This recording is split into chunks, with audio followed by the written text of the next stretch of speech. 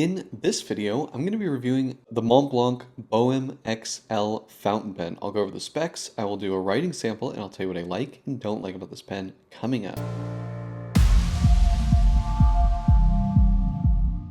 So, this is the Montblanc Boheme XL. The Boheme line was discontinued several years ago, and this XL model was the largest model. It's a relatively rare pen. I don't believe they made it for very long.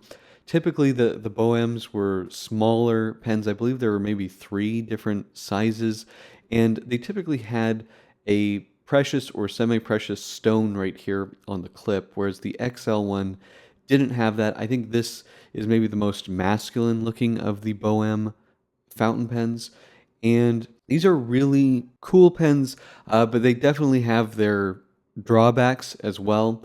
So let's just walk through the pen. Starting at the top, we have a relatively flat Montblanc star, snow cap logo here. There is, a little bit of curvature to it, but it's relatively flat. And then there's a trim ring, and it just sort of has somewhat of a funnel shape towards the clip. We have the clip ring here, serial number, and then it'll say Germany on the other side. Seems like this is a stamped metal clip. It's very well finished.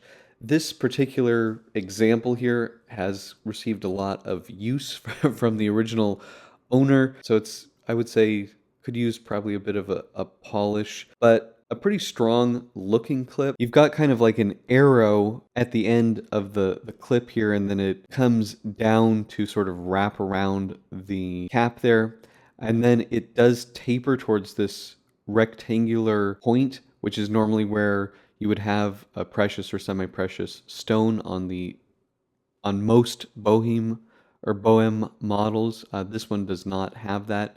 Pretty strong feeling clip. It's not spring loaded, but it has some springiness to it. The shape of the cap here, it flares out until it gets to the cap ring where it starts to taper down, and it's just a big, fat metal ring here. There's nothing to it there. And then the barrel does taper towards the grip section. It's fattest about right here.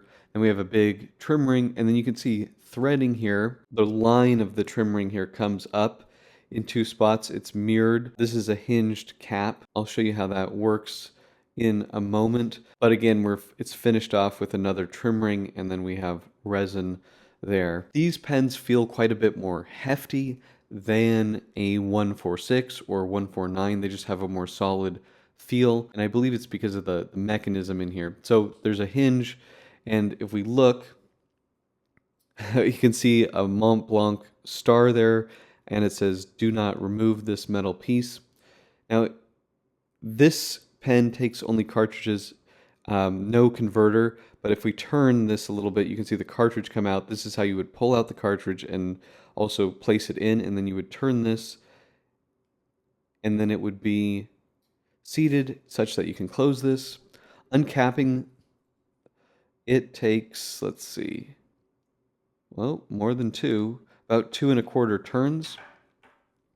And then it looks like a safety here, but it's not a safety. It's just a cartridge pen, and you turn this knob here to extend the nib. If we take a closer look, we have threading here, and then we have this very attractive cap ring. There's 2 little rings flanking a large center ring. Now this ring here closest to the threading is stepped, and then the large ring is also stepped, and it says Montblanc Boheme on the cap ring there. I think this pen looks really pretty cool. It's pretty unusual.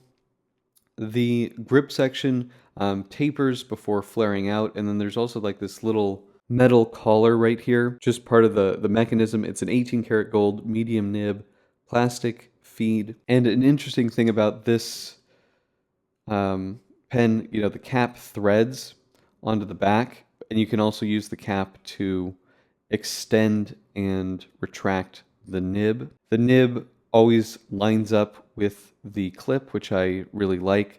It's just a very cool, unusual pen. Let's do some measurements here. Looking at about 135 long. Now uncapped, I'm going to just extend the nib because I don't think you're ever going to use it. I don't think the other measurement matters with the nib retracted. Looking at about 128, and then with the cap on there, looking at 164 millimeters long. Now, the grip section at the widest point before the ring there is 11.7 millimeters, and then before it flares out, we're looking at 11.2. So very small, 5 millimeter taper there. Width of the barrel is quite a fat pen, 15 millimeters. And then let's do the weight, 39 grams, and then without the cap, 26 grams. Now, this is a pen that I think definitely does feel more solid than a typical Meisterstück, a 146, 149. I do find that it's pretty top heavy when I'm using this posted. So actually, I tend to write with this pen if it's a long journaling session. I take the cap off, which I was a little bit disappointed by. It does balance pretty nice in my hand, but I just really do feel the weight of the cap when I'm writing with it. So I tend to use this unposted. Now let's do some comparisons. Here it is with a 149, and you can see it's a very fat pen. Here it is with an Aurora Optima and a Pelican M805. So the 805 is a little bit taller, but this is a much fatter pen. Now if we take the cap off here, we can just see difference in the nibs here. Definitely have a fatter grip section here and a bigger, number 9 nib versus a number 6 nib here. But this is, a pretty fat, heavy pen. I do find, especially posted, the 149 to be more comfortable. But unposted, they're both very nice. This does have a more solid feel than the 149. Okay, let's do the writing sample. For the writing sample, I'm going to be using a Papermine Tomoe River hardcover notebook. These notebooks are excellent for fountain pens, and for Blake's broadcast viewers and subscribers, you can get 10% off with code BB10 at checkout. This is the Montblanc Boheme XL, and this is a medium, and this is Montblanc. I don't know what their black's called. It's their regular black color.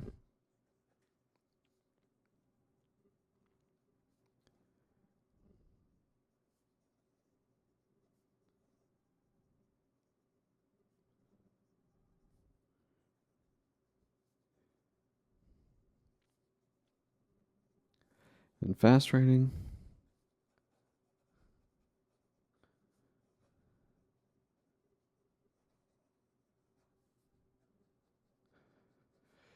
Yeah, this pen is, I would say it's a touch dry, although it's partly the ink is not the wettest. I think if I put it in an Orochizuku ink, this would be a little bit less dry. However, in normal usage, I don't really have any issues with skipping.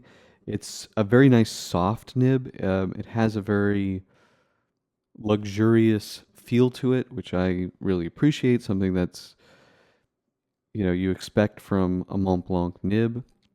Now, in terms of flexibility, boy, this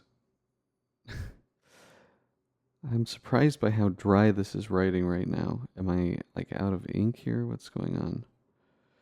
You can get a little bit of flexibility there.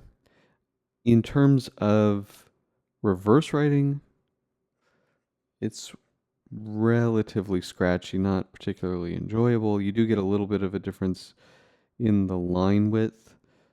I probably wouldn't bother with this. It's not the smoothest. Overall, this is a very enjoyable nib. It just has a nice special feeling to it, a nice softness. It is a touch on the dry side, but I've really been enjoying using it. I do want to experiment with some Iroshizuku ink, so to do that I would just refill one of these Montblanc cartridges and see how that goes. But overall, I've really been liking this pen as just an everyday writer. My pros and cons for the Montblanc Boheme XL. Well, it's a cool pen. The retractable nib mechanism is neat.